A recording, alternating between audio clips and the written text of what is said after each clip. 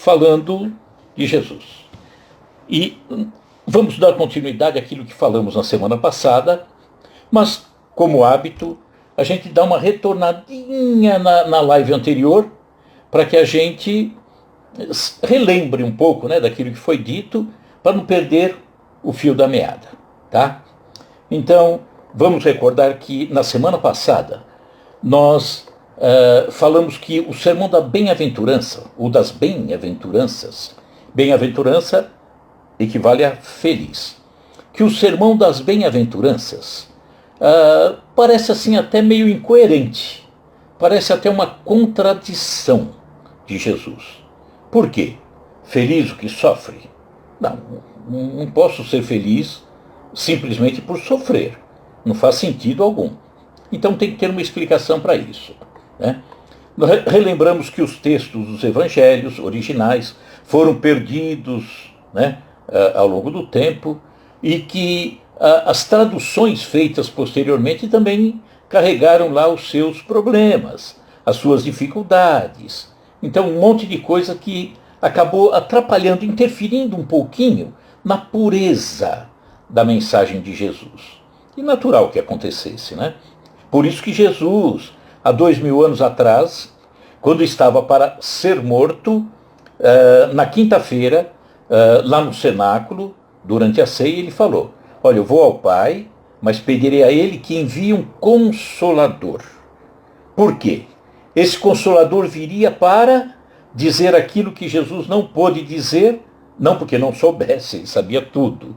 Nós é que não tínhamos condição de absorver aquele entendimento. E que também, Jesus diz, que viria para colocar as coisas no lugar. Colocar, acertar os detalhes. Aquilo que, por acaso, seria distorcido pelo homem. Tá? Então ele já preparando para o futuro. Olha, virá aqui para arrumar esse Consolador. E falamos do contexto onde Jesus estava inserido há 2000 anos atrás, aquele contexto complicado, o poderio do Império Romano ali deixando os judeus prisioneiros, cativos, né? E ali foi exatamente naquele contexto de muita dor, de muito sofrimento, de muita opressão, que Jesus vem falar em bem-aventurado o que sofre. Seria um pouquinho estranho, né? E é por isso que o judeu não compreendeu isso há 2000 anos atrás. A mensagem de Jesus, obviamente, se reportava a uma vida futura. Não aquela exatamente, mas a uma vida futura. Ele falava de buscar o reino dos céus o tempo todo. Vamos juntar tesouros para o céu. Falava sempre de uma vida futura, né? De uma busca futura. Até porque a terra, nós sabemos que ela é temporária. Estamos aqui simplesmente de passagem. Então Jesus falava de buscar o reino dos céus e, obviamente, isso dependia da forma como se conduzia a vida no presente. Como que estava sendo feito o plantio para que a colheita fosse melhor. Então, Jesus vinha e nos orientava, inclusive no sermão das bem-aventuranças, que era preciso tolerância, resignação, serenidade, perdão. E naquele contexto, aquela complicação toda, não significava covardia, não. Se acovardar, não era isso. Era saber se comportar da melhor forma. E o comportamento da melhor forma está sempre de acordo com as coisas da alma. Porque as coisas da terra se modificam tão rapidamente.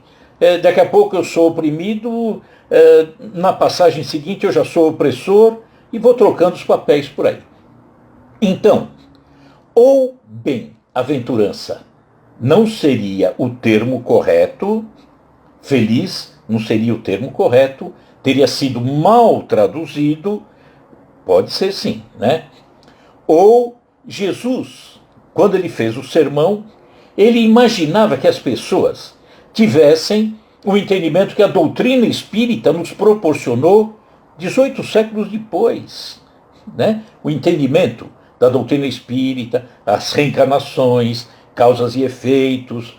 Não, só viemos a saber disso mesmo, de fato, 18 séculos depois. Então Jesus, com certeza, não tinha imaginado que as pessoas já há 2000 anos atrás tivessem esse entendimento, porque não tinham, né? Falamos que o Sermão das Bem-aventuranças era mais um sermão de encorajamento, força. Diz que a tradução correta do sermão, indo para os documentos que foram encontrados lá da época, seria mais um avante, coragem, não esmoreça, vá em frente, não desanime. Então seria mais um sermão de encorajamento do que um sermão de você é feliz porque sofre. Não faria muito sentido, né? Então, o sermão de Jesus, obviamente, falava de uma recompensa futura. Não precisaria ser naquele momento, não. É que nós somos muito imediatistas. Eu sofro, quero que o sofrimento pare agora. Não, eu não sei se é para parar agora, né? Não sei, talvez eu melhore. Faço uma prece, eu quero a cura de um mal que está instalado, uma dor. Bom, será que o melhor para mim seria a cura? Ou melhor para mim, talvez naquela situação em que me encontrasse naquele momento, a melhor situação seria da resignação, da tolerância, da serenidade. Mas a gente é imediatista. Para mim, a cura tem que ser a cura do mal, da ferida, e não a cura da alma. A alma é que deve ser curada. Se o corpo puder ser também, ótimo, ninguém vai reclamar, né? Então, o sermão de Jesus era mais uma recompensa futura. É o reino dos céus. Só que era difícil de entender naquela época. Não tinha como. Eles não conseguiam, então, entender: o meu reino não é desse mundo. Jesus falou tanto: meu reino não é desse mundo. Ou seja, aqui é temporário. Isso aqui passa. Logo, logo acaba, vai embora. Então, ele pregava um entendimento para uma nova vida. Para uma nova vida que as pessoas não conseguiam divisar naquele momento, que era o reino dos céus. E ele falava, mas hoje, falando hoje, a grande maioria ainda não entende. Quando ele disse, por exemplo, dar a César o que é de César. Lembram desse episódio? Ele estava no templo e vieram tentar Jesus, porque eles queriam, de qualquer forma, pegar Jesus de túnica justa. Né? Não era calça justa, túnica justa. E aí eles vêm para Jesus, já oprimidos com aquela questão dos impostos violentos. E agora? Vamos deixar Jesus de túnica justa. Jesus, é lícito pagar impostos para os romanos? Olha a situação de Jesus. Se dissesse, sim, é lícito, os judeus vinham e pegavam Jesus na hora. Se dissesse, não, não é justo, vinham os romanos e pegavam Jesus. Ou seja, não tinha saída. Para nós, para ele tinha. Para ele tinha sempre. O que ele faz? Ele pede a moeda, dão a ele uma moeda, um dracma, onde a esfinge é de César. E ele fala, quem está aqui? É César. Bom, então, dá para César o que é de César. E dê a Deus o que é de Deus. Já nos chamava atenção. Por quê? Porque nós estamos muitas vezes fixados em César, que é a matéria. Estamos tão presos às coisas de César, que eu não admito perder. Eu não admito que me tomem. Eu quero ganhar tudo. E não dou a Deus as coisas de Deus.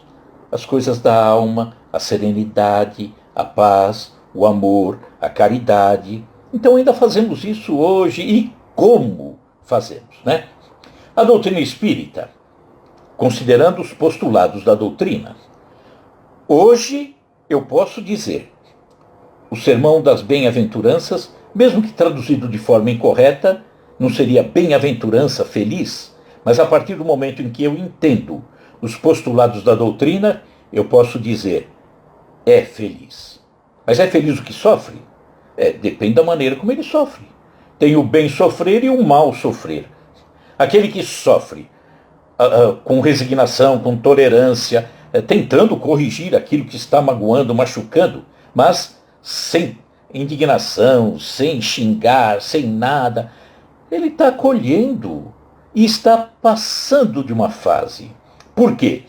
Porque ele sabe que O plantio foi dele, a colheita é dele.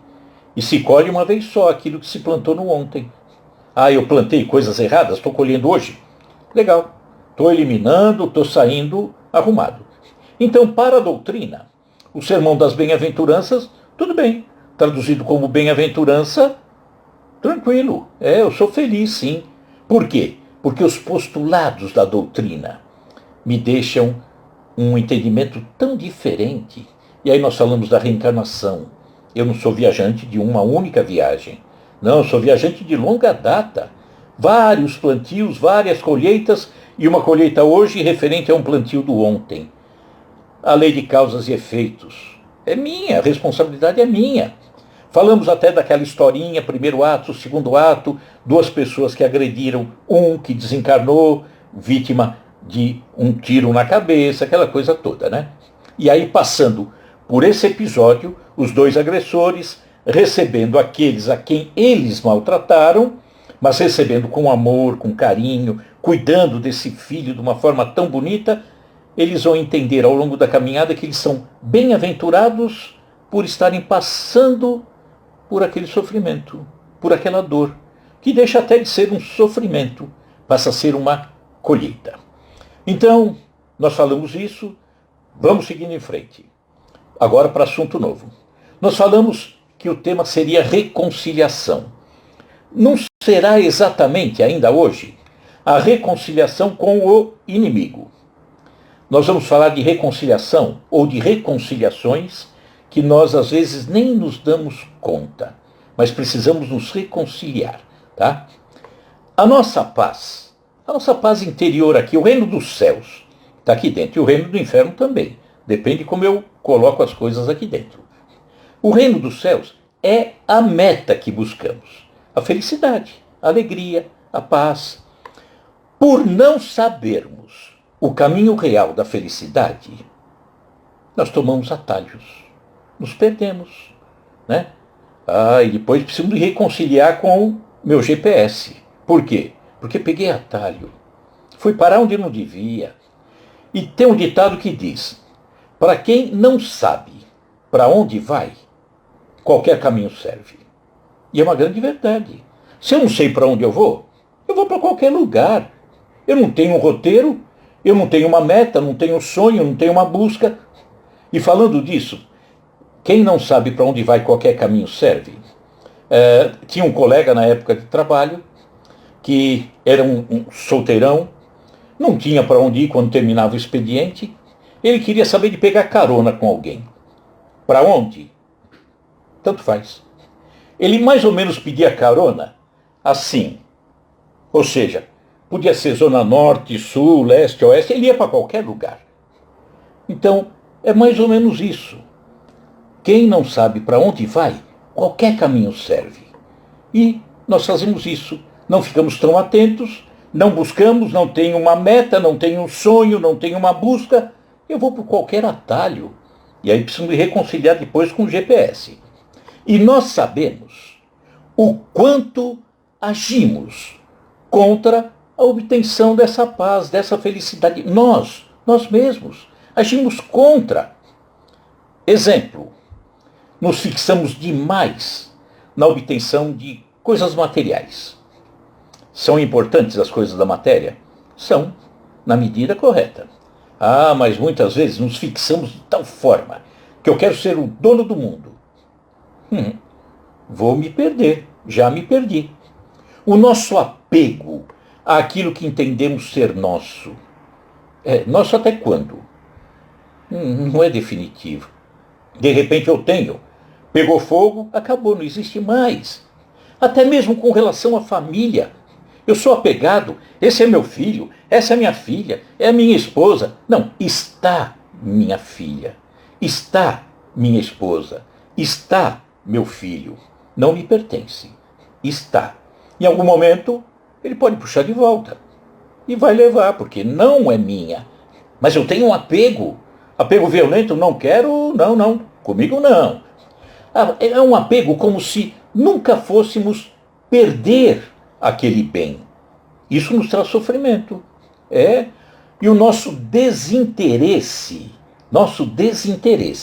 em estudarmos, buscarmos, refletirmos sobre as coisas da alma. Também é outro problema que nós temos. Outra dificuldade. Não me importo, não busco. Eu passo a vida sem me interessar, sem raciocinar as coisas que Jesus deixou. Mas eu lembro de ter visto isso num filme.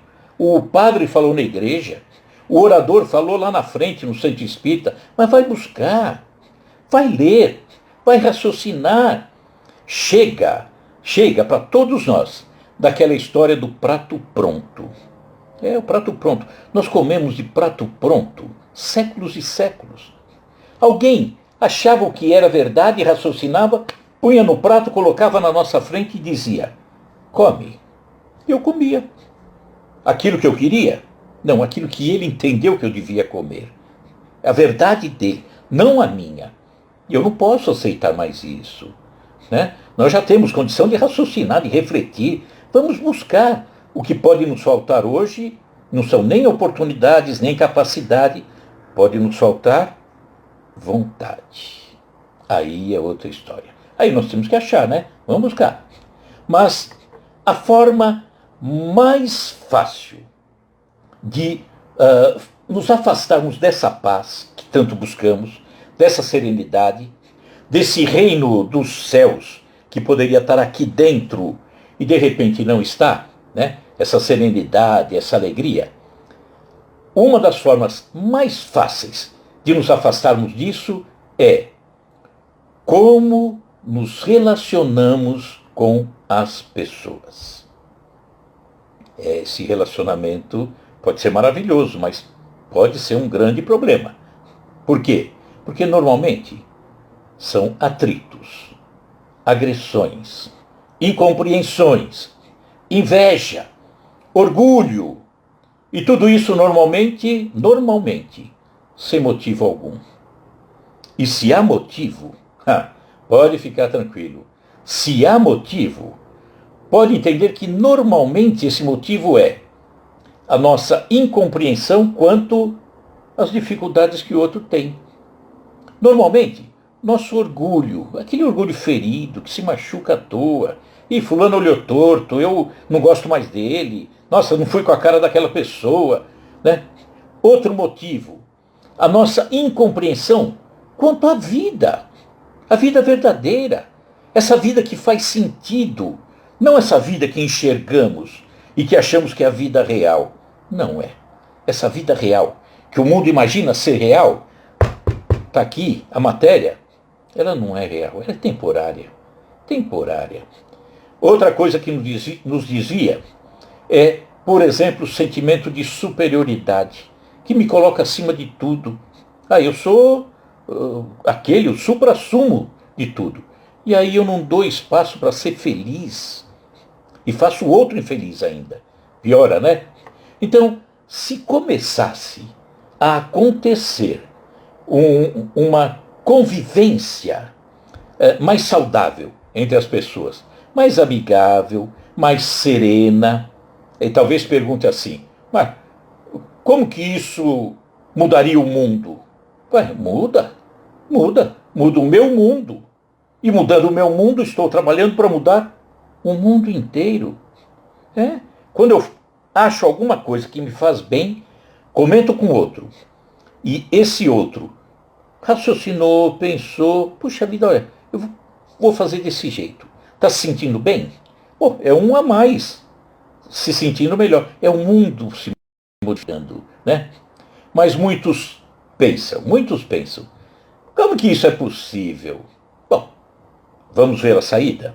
Vamos pensar na saída? Se queremos ser felizes, precisamos pensar nos ensinamentos do Mestre, os ensinamentos de Jesus. A receita está lá. Só falta a gente fazer o bolo. E a gente não faz. Às vezes tem a receita, guarda na gaveta, tem os ingredientes, está lá no armário, mas não mexe uma palha. Fazemos isso. Ainda fazemos. Fazemos sim. Mas nós temos que buscar esse entendimento isentos, por exemplo, do fanatismo religioso. Nós vemos que as pessoas, muitas vezes, quando falam em Jesus, está imaginando que Jesus é igreja, Jesus é oração, Jesus é cabeça baixa, Jesus é chorar, é pedir perdão. Não, Jesus não é isso, eu não vejo desse jeito. Eu vejo de uma forma bem diferente. E, graças a Deus, estou, né, caminhando bem. Então, esse fanatismo religioso, eu entendo que muito complica e em nada ele ajuda. Em nada ele ajuda. Mas as pessoas se prendem a esse fanatismo religioso. Eu quero achar a felicidade da alma, mas vivo num fanatismo, sem buscar um entendimento. Não vai achar. Lamentavelmente não vai. E agora aqui vale um parênteses, né? Para a gente falar um pouquinho sobre a questão da religião, ou das religiões, né? Vamos brincar um pouco antes de falarmos, né? Então, ainda, em razão da condição moral em que nos encontramos, em razão do orgulho, a vaidade, quando duas pessoas se juntam, aí eu estou falando nas religiões de um modo geral, quando duas pessoas se juntam, um quer ser o dono da verdade, mesmo que não seja, porque ninguém é dono da verdade, mas um já quer ser o dono da verdade. Ele quer mostrar que sabe mais. Dos dois, um já quer ser o chefe. Quer ser servido, não servir. Quer ter poder, não ser subalterno. Olha que complicação. Então, é sempre delicado falarmos de religião. Porque religião foi feita pelo homem. E na origem tem muito disso, né? Aquele que está acima ou que está abaixo, com todo respeito a todas as religiões. Mas é sempre delicado falar de religião. É sempre complicado. Pode parecer que temos discriminação quanto a alguma. Não é isso. De forma alguma. De forma alguma. Em primeiro lugar, vamos pensar. Jesus não deixou nenhuma religião. Nos moldes em que conhecemos. Não deixou nenhuma religião. Ele deixou uma religião chamada amor. Religião amor. Que nos liga ao Pai. Reconciliação. Precisamos nos reconciliar com o Pai. Chegar até o Pai. As religiões de hoje, como falamos, são obras do homem. Então, de minha parte, eu busco raciocinar sobre todas as questões, todas, e não me envolver de forma passional. Não, eu quero ser racional, mais racional do que passional. Então, vou ressaltar aqui a importância de todas elas, todas as religiões que conduzem a Deus são importantes, sem sombra de dúvida. Né? Por quê? Porque qualquer religião que fala de Deus está dando a oportunidade da união das pessoas, né? Na busca de um entendimento. As religiões são um acolhimento às pessoas, ampara sofredores, transmitem a mensagem de Jesus, sem sombra de dúvida, né? Nós temos aí tantas religiões com um trabalho tão lindo, todas elas, um trabalho tão bom. Agora, obviamente, cada uma delas tem interpretações e que não batem, né? Não chega a bater. Kardec, o codificador da doutrina, fala dessa interpretação. Então, ele fala que dos atos comuns, dos milagres, dos acontecimentos, das frases que Jesus deixou há 2000 anos, as igrejas interpretaram e deram um sentido àquilo. Seus dogmas, seus rituais foram interpretados cada uma por si, mas Kardec diz, se cada uma vê de uma forma diferente os acontecimentos, os milagres, tal, quanto ao ensino moral, isso não pode haver divergência. Que o ensino moral de Jesus tem que ser compreendido de forma correta. Por exemplo, Olha, bem-aventurados os pobres de espírito, são os humildes. Imagina se uma religião dissesse, não precisa ser tão humilde não. Está errado. Está errado. Tem que ser assim, tem que amar o próximo. Não precisa tanto não. Está errado.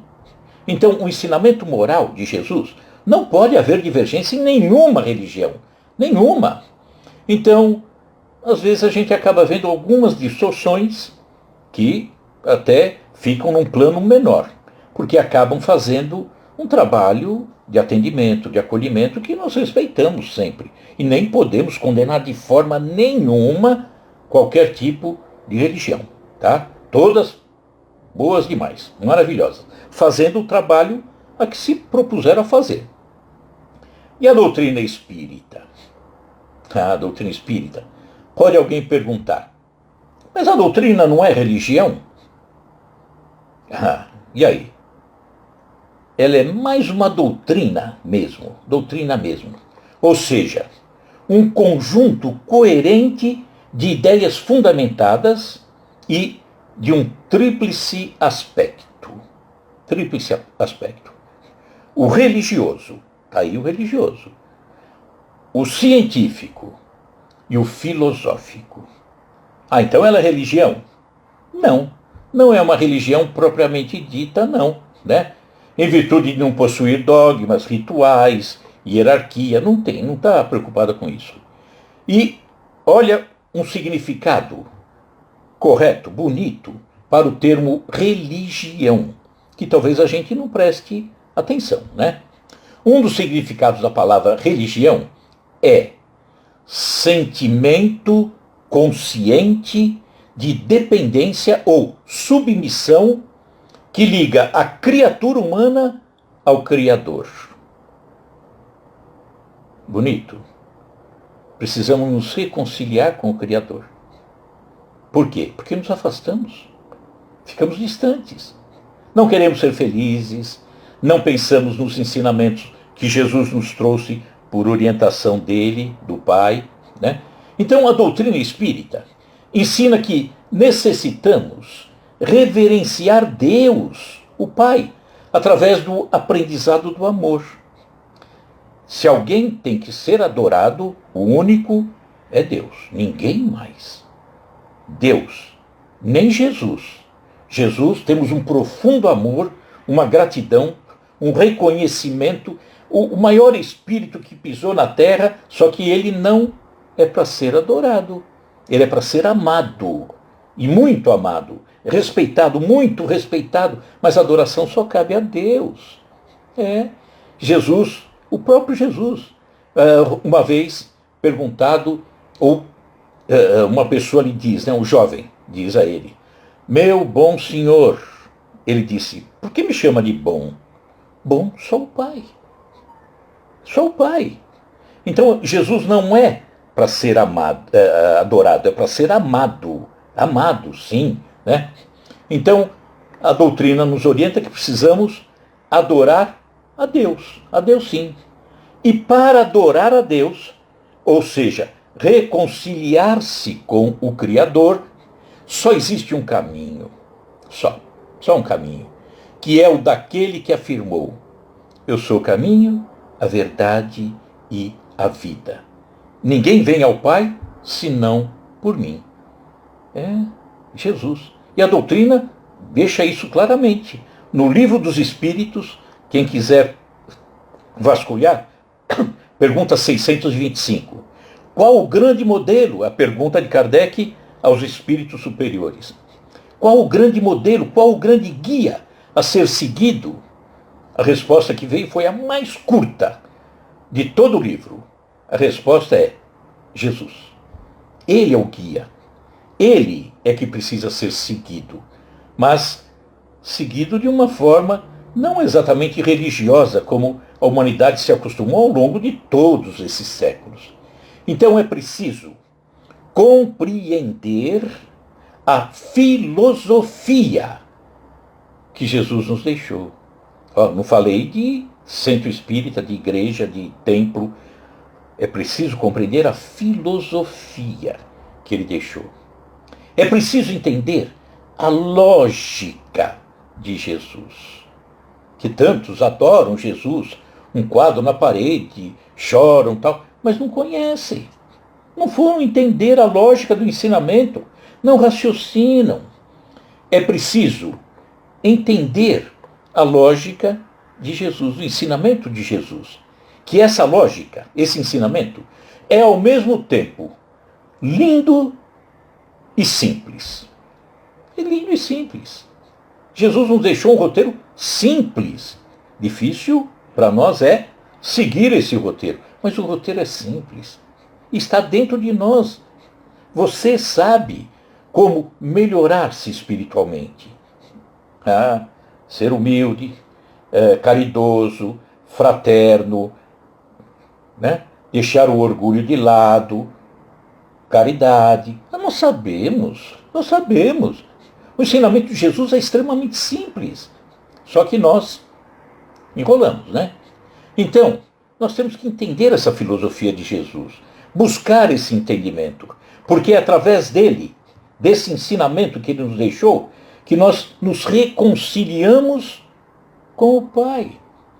Voltamos a nos ligar com o Pai. É preciso buscar essa reconciliação. Não é com orgulho, não é com a vaidade, não é com a prepotência, não é com a agressão, com orgulho. Não, aí não, nos afastamos. Então nós sabemos o caminho. E o Espiritismo, a doutrina espírita, também tem, né, uma filosofia que esclarece. No sentido original, falando em filosofia, no sentido original do termo filosofia, ela significa amor à sabedoria. Filosofia é amor à sabedoria. Lembra que nós falamos, não fique comendo o prato pronto. Aquilo que te colocaram, você engole, não sabe o que é aquela comida, como foi feita, qual o tempero. Amor à sabedoria é buscar os componentes, ver a forma como se produz o alimento, como se tempera, como se congela, como cuida do... Isso é amor à sabedoria, né? Então, na prática, ela, a filosofia, diz respeito a um conjunto de estudos, de sistemas de pensamento e de reflexões intelectuais que tem o seguinte objetivo: compreender a realidade absoluta das coisas. A filosofia. Para compreender, eu tenho que buscar, tenho que estudar, tenho que pensar, raciocinar, discutir. Outro objetivo: buscar as causas elementares, os fundamentos dos valores e das crenças humanas. Por que é assim? E por que não é desse jeito? Por que falaram que é dessa forma, se o mais lógico seria de outra forma? O que Jesus falou a respeito? O que eu posso concluir disso? Ela fala também, a filosofia, do sentido da existência. Será que fazemos isso? Qual o sentido da existência? Diz que muita gente está aí caminhando na vida, né? Vive como se não fosse morrer e morre como se não tivesse vivido. Não aproveitou nada, não pensou, não cresceu, não evoluiu. Voltou sem agregar nada a si mesmo. Voltou da mesma forma que veio. Para que encarnou então? Encarnamos para crescer, para evoluir. E ainda falando da filosofia, esse sistema de princípios que a filosofia representa, vamos lembrar que surgiu na Grécia, né? Por volta do ano 500 antes de Cristo, como uma necessidade, 2.500 anos, hein? Necessidade de explicações mais plausíveis, ou seja, mais razoáveis, que daria para a pessoa entender para tudo aquilo que o homem ainda não conseguia compreender plenamente. Então vem a filosofia. Vamos buscar, vamos raciocinar, vamos pensar. Então ela veio com esse objetivo. E aí tem uma pergunta que eu faria, né?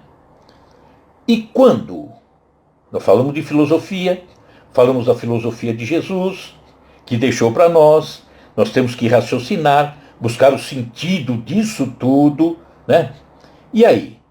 E quando um indivíduo, na condução do seu dia a dia, do seu cotidiano, quando que ele está filosofando?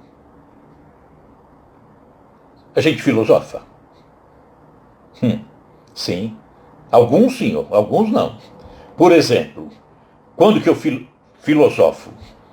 Diante do meu inconformismo ou da minha incompreensão com relação às coisas. Aí eu questiono essas coisas, né? Perante as minhas dúvidas, eu quero repensar os meus valores, os meus conceitos. Aí eu começo a entender coisas que eu não entendia, dar valor às coisas que eu não dava, deixar de me interessar por coisas que não têm valor nenhum. Isso é filosofar, né? Buscar esse entendimento, buscar essa verdade em mim, essa sabedoria. É o amor à sabedoria. Eu quero saber. Também, quando em consequência dos problemas que vivencia, dos desejos que alimenta, dos conflitos que carrega, ele busca alternativas no sentido de melhor compreender e administrar tudo aquilo que ainda lhe parece bastante dificultoso. Por exemplo, uma doença. Por que eu sofro? Por que estou doente?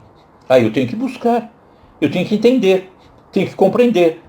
Mas, se eu não for, a sabedoria não vem. Não vem. O pensamento central dos princípios socráticos, né, de Sócrates, diz respeito ao bem e à verdade que cada indivíduo já traz dentro de si. Nós trazemos o bem, nós já trazemos a verdade. Só precisamos fazer pegar no tranco, né? Para ele, Sócrates, o homem, através de uma autorreflexão, deveria entrar em contato com a voz da sua própria consciência, aprendendo com isso a se autodescobrir, a se autovalorizar e, consequentemente, a se autorrealizar. Olha a sabedoria de Sócrates. Que maravilha. 2.500 anos atrás, né? Então, Sócrates, ao enfatizar essa busca da verdade íntima, ele sintetizou essa busca em algumas palavras. E uma que ficou marcada pelos séculos é: conhece-te a ti mesmo. Conhecer a si mesmo. Muitos não se conhecem. Não vai buscar. O homem quer viajar para outros planetas, quer conhecer o fundo do mar, só que a mais linda viagem ele não faz. É a viagem para dentro de si mesmo. Não viaja, não se conhece. E Sócrates orientou há 2.500 anos. Conhece a você mesmo, rapaz. E essa máxima, conhece a si mesmo, para a doutrina espírita, representa o ponto de partida para a construção da própria felicidade e do próprio progresso. Ninguém vai ser feliz, ninguém vai progredir se não conhece a si mesmo. Se não me conheço, eu faço qualquer coisa. Para quem não sabe para onde vai, qualquer caminho serve. Olha como as coisas se encaixam. E Sócrates, que nasceu na Grécia, no ano 470 a.C., no Evangelho segundo o Espiritismo, o nosso Evangelho, né? Ele está ali e é considerado, juntamente com Platão, que era um discípulo seu, os dois, mas sobretudo Sócrates, um dos precursores do cristianismo e da própria doutrina espírita. Olha só, Sócrates, há 2.500 anos falando tudo aquilo praticamente que a doutrina está nos falando, nos incentivando. Conhece a si mesmo. Vai buscar. Mas a gente não dá essa oportunidade a nós mesmos. E Jesus deixou a receita, mas está no fundo da gaveta e os ingredientes estão trancados no armário. E quando eu lanço mão de Jesus, eu não lanço mão da receita. Eu lanço mão da fotografia, ou do retrato, ou da pintura, né? Ai, Jesus. Pô, mas vai entender esse Jesus. Vai raciocinar esse Jesus. Aí sim você será feliz. Ah, não, mas eu adoro Jesus. Não deve adorar. Não deve. Deve amar intensamente. Mas não. Então, é preciso sair daquele entendimento de um Jesus distante. Ou de um Jesus apenas fechado dentro de uma igreja, de um centro espírita, de um templo. Não, Jesus não está fechado lá, não. Eu diria que até aparece lá também. Mas Jesus está no estádio de futebol, no mercado, na rua, no ônibus, no trem. Está em todos os locais. Então, precisamos sair desse entendimento de um Jesus distante. De um Jesus que virou Deus. A igreja fez Jesus virar Deus. No quarto século. 325 o ano. Eu já falei aqui, mas talvez não se lembre. No ano 325, o Império Romano levou para dentro de si o ensinamento do Cristo, o cristianismo. Só que Roma era pagã. Ao trazer para dentro de si Roma, que era pagã, trazer o cristianismo, há uma convivência entre o paganismo e o cristianismo.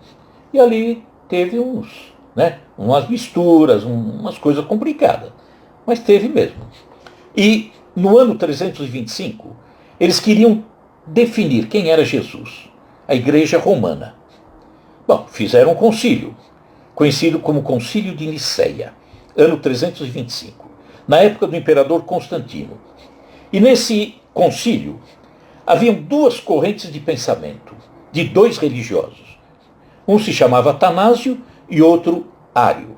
Os dois haviam nascido em Alexandria, no Egito. Atanásio dizia que Jesus era parte de Deus. Ele é Deus. É consubstancial. A mesma substância de Deus era Jesus. Só que encarnado. Era Deus encarnado. E o outro, que era Ário, dizia, não, Jesus é como nós, humano. Só que cresceu em outras oportunidades, em outros locais, em outros orbes. Quem ganhou a parada? Atanásio. Jesus virou Deus. Ah, Deus. Jesus, Deus. Ficou tão longe, perdido, inalcançável por nós. Nós perdemos o endereço de Jesus. Perdemos o endereço de Jesus. Por quê? Porque é Deus. Aquele ombro amigo, aquele que nos abraçava, aquele que sentava conosco, que afagava os nossos cabelos, que nos mostrava o caminho. Perdemos. E é interessante, né? Temos que encontrá-lo de novo.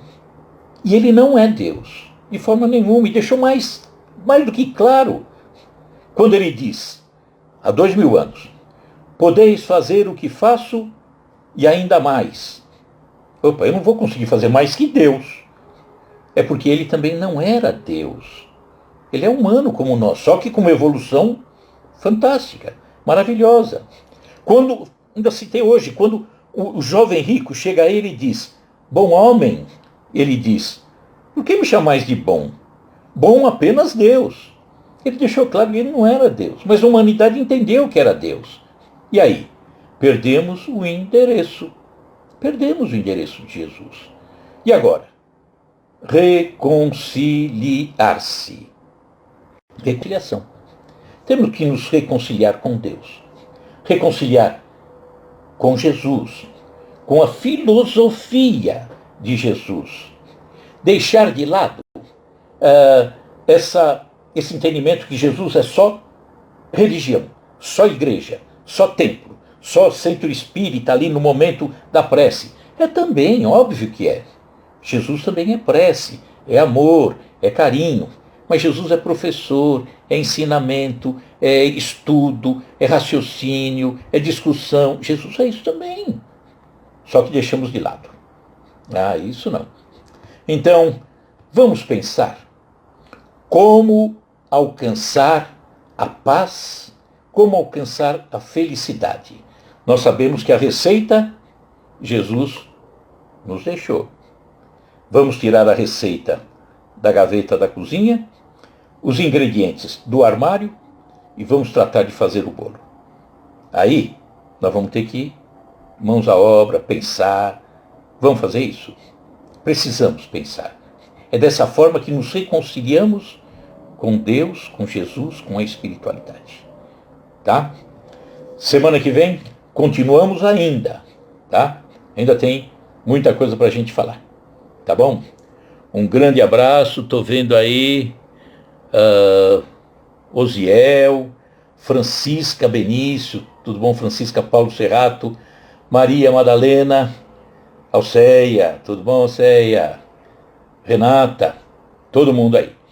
Então, fechando os olhos, vamos trazer à nossa frente o nosso amigo, o nosso professor, o nosso motivador, o nosso companheiro de trabalho, com muito mais conhecimento que nós, mas que trabalha conosco, Jesus.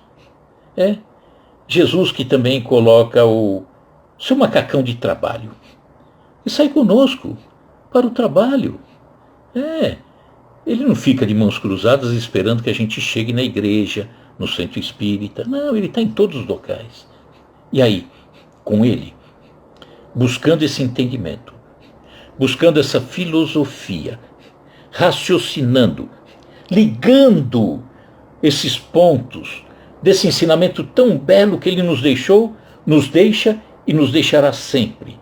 Ligando todos esses pontos, é impressionante como nós vamos construindo verdades que até então desconhecíamos. É por isso que ele disse: conhece-se a árvore através dos frutos.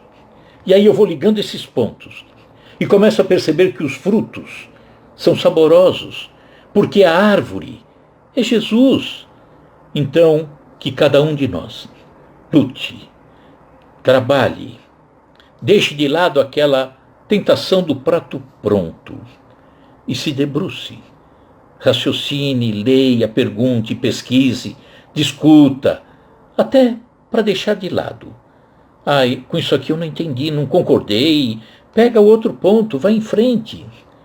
Então precisamos todos nós trabalhar para que o nosso coração, a nossa mente, compreenda sempre e cada vez mais a filosofia de Jesus. Que assim seja, graças a Deus. Grande abraço, Ana Vitoraço, prima, tudo bom? Elisângela, Lene, um grande abraço a todos vocês, uma alegria estarmos juntos e semana que vem, novamente, às 8 horas, na próxima sexta-feira. Pandemia continua, Jesus no coração e álcool em gel na mão, tá? Abraço, Lindalva. Abraço a todos vocês e muito obrigado pela companhia, viu? Tchau. E pensem bem, durante a semana, estudem, leiam, raciocinem, fiquem irrequietos com relação a Jesus, tá? Vamos ficar procurando mesmo. Tchau, pessoal. Tudo de bom e obrigado, viu? Tchau.